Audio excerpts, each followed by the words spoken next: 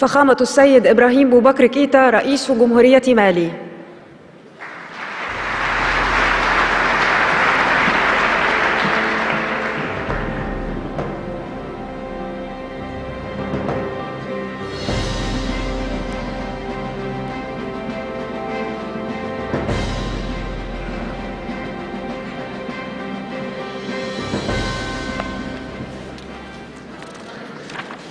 Bismillahirrahmanirrahim. Assalamu alaikum wa rahmatullahi ta'ala wa barakatuh. Excellence, Monsieur le Président Abdel Fattah al-Sisi, Majesté, Altesse, Excellence, Monsieur le chef d'État, chers amis, ma délégation tient d'abord à exprimer toute sa profonde gratitude aux autorités égyptiennes, particulièrement à vous-même, Monsieur le Président Abdel Fattah al-Sisi, chers frères, chers amis, de nous avoir conviés à cette rencontre qui sera pour nous, à n'en pas douter, une école. Monsieur le Président, depuis votre investiture, nous avons senti un souffle nouveau venant d'Égypte vers l'Afrique. Ce faisant, Monsieur le Président, vous renouez avec une tradition heureuse. Je viens d'un pays, Monsieur le Président, dont les relations avec votre pays, l'Égypte, remontent. Al-Omari, Al-Bekri et les autres nous indiquent que au XVe siècle, lorsqu'il entreprit de faire, au XIVe siècle, le pèlerinage de la Mecque, notre souverain d'alors, Kankou Moussa, lors de son passage à Misr, au Caire, fit baisser le cours du Mitkal d'or tant il était généreux. De cette époque à aujourd'hui, Monsieur le Président, beaucoup de choses positives entre nous. Dès notre accession à l'indépendance, notre capitale de Bamako a vu s'ériger en témoignage d'estime et d'amitié l'édifice qui reste encore le plus haut dans notre ciel, l'autel de l'amitié égypto-malienne. Président Abdel Fattah al-Sisi, vous renouez avec ce passé d'amitié sincère, de solidarité vraie entre votre pays et le nôtre. Président al-Sisi, je voudrais également vous témoigner ma reconnaissance.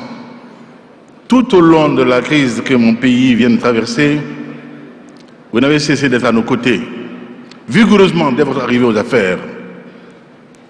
Président al-Sisi, nous venons pour la première fois d'être victimes en notre capitale d'une agression barbare, cruelle, injuste et inhumaine qui a coûté la vie à de paisibles citoyens et d'amis venus d'ailleurs pour aider le Mali dans un restaurant de Bamako. À cette occasion également, Président al-Sisi, vous fûtes à nos côtés. Shukran.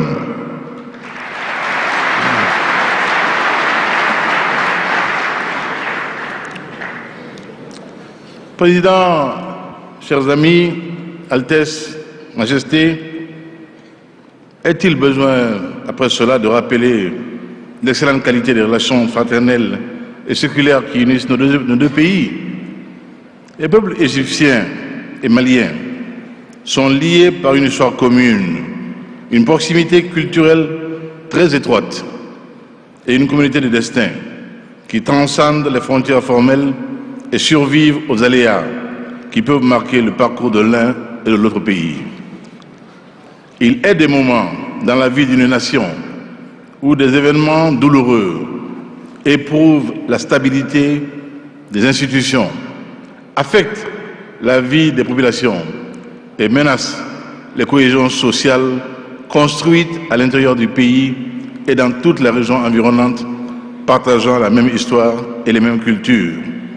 Il en a été ainsi des événements intervenus dans votre pays depuis février 2011 et la crise politico-sécuritaire qui affecte mon pays depuis mars 2012.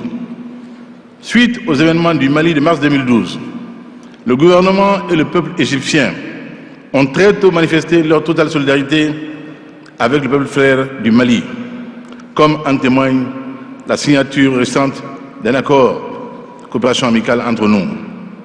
Monsieur le Président, au-delà de la coopération bilatérale, le Mali est heureux de participer à cette conférence sur la consolidation et le développement de l'économie égyptienne, qui inaugure votre programme de réforme macroéconomique couvrant le court et le moyen terme.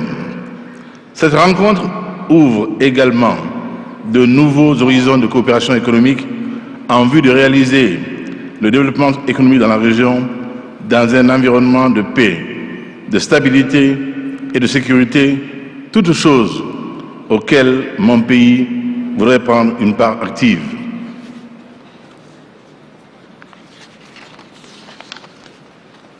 Les événements qui secouent le monde rappellent la nécessité d'ancrer la stabilité politique et économique dans la paix.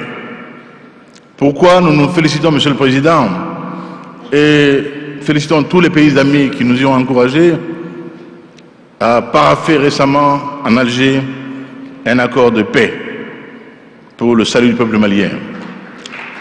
Monsieur le Président, la communauté internationale unie a aidé le Mali à arriver à ce achèvement.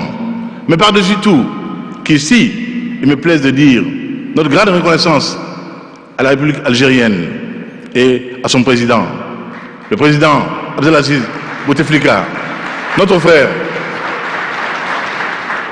du début à aujourd'hui à nos côtés, pour que le Mali, son pays frère, son pays voisin, retrouve la paix, la stabilité. Parce qu'il n'y a pas pour nous d'alternative à la paix. Sans paix, il n'y a pas de développement. Il ne saurait y en avoir. Nous avons besoin de paix et de stabilité pour développer le Mali. Nous avons été élus au terme de la crise malienne, de la façon que vous savez, dans l'espoir que nous contribuerions à apporter la paix à ce pays. Et remerciements donc à tous ceux qui nous ont fabuleusement aidés, je le dis encore une fois, en particulier à la République algérienne. L'Égypte, de par sa position géostratégique et la force de son économie, est un acteur incontournable pour la réalisation des idéaux de paix et de stabilité dans la région et dans le monde. Président et cher frère Abdel Fattah al-Sisi, je suis heureux de relever et de saluer les progrès de l'Égypte. Depuis votre accession à la magistrature suprême, votre pays n'a cessé d'enregistrer de notables succès dans la promotion et la protection des investissements étrangers. Je voudrais vous assurer de la mobilisation continue du gouvernement et du peuple malien à vos côtés pour l'avènement d'un environnement propice aux investissements dans la région africaine.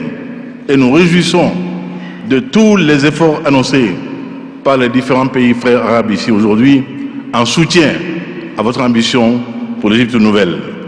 Qu'il me soit permis enfin, Monsieur le Président, de croire qu'à l'issue de la présente conférence, une nouvelle ère s'ouvrira pour l'économie égyptienne et pour le raffermissement continu des relations de fraternité entre les peuples maliens, africains et du monde entier avec l'Égypte. Merci.